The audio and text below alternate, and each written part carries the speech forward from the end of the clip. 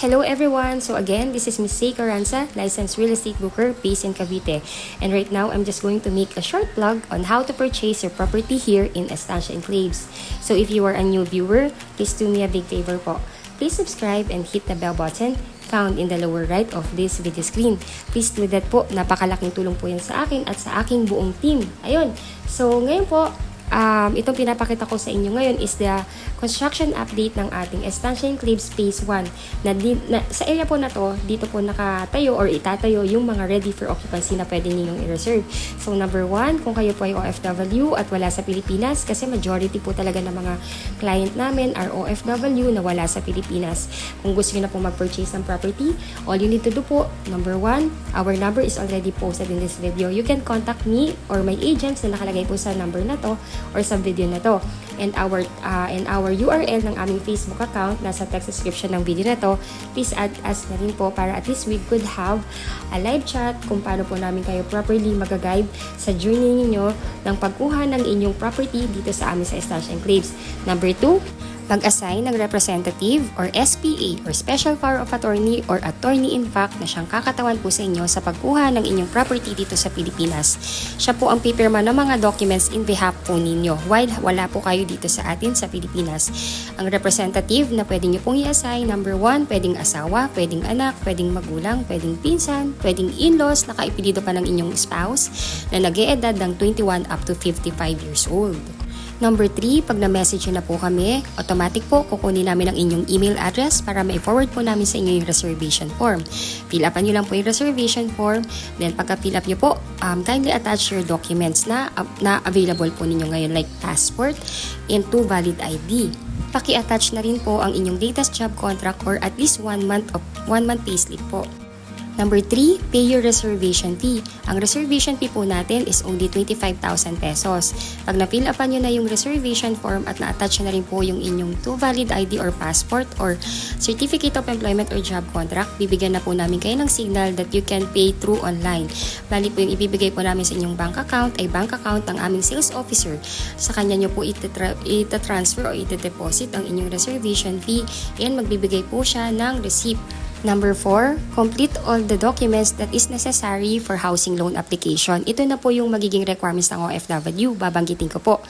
Letter A, kailangan namin ng inyong 2 valid ID, husband and wife if married.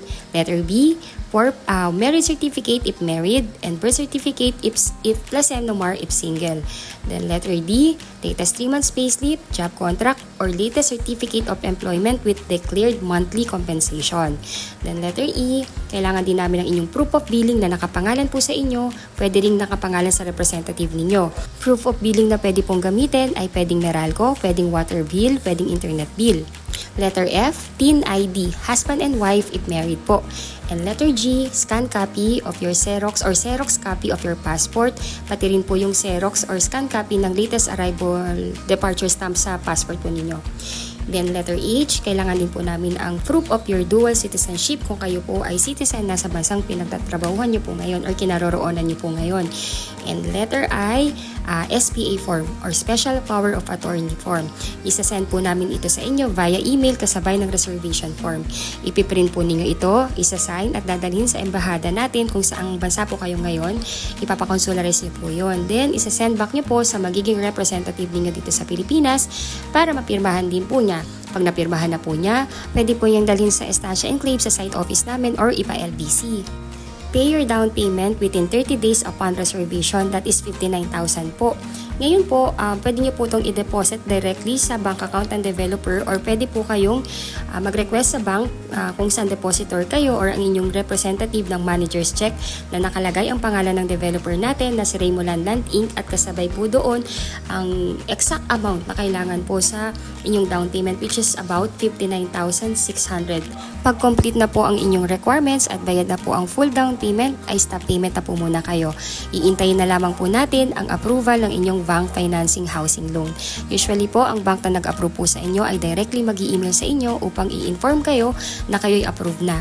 Pag naka-receive na po kayo ng email na ganon, basahin nyo lang po yung terms and condition and kung okay na po sa inyo, replyan nyo lamang po na ina-accept nyo na ito At sunod po nun, i-schedule na po kayo for the loan contract signing. Kung wala pa kayo sa Pilipinas, pwede po ang inyong representative ang siyang pipirma in behalf ninyo.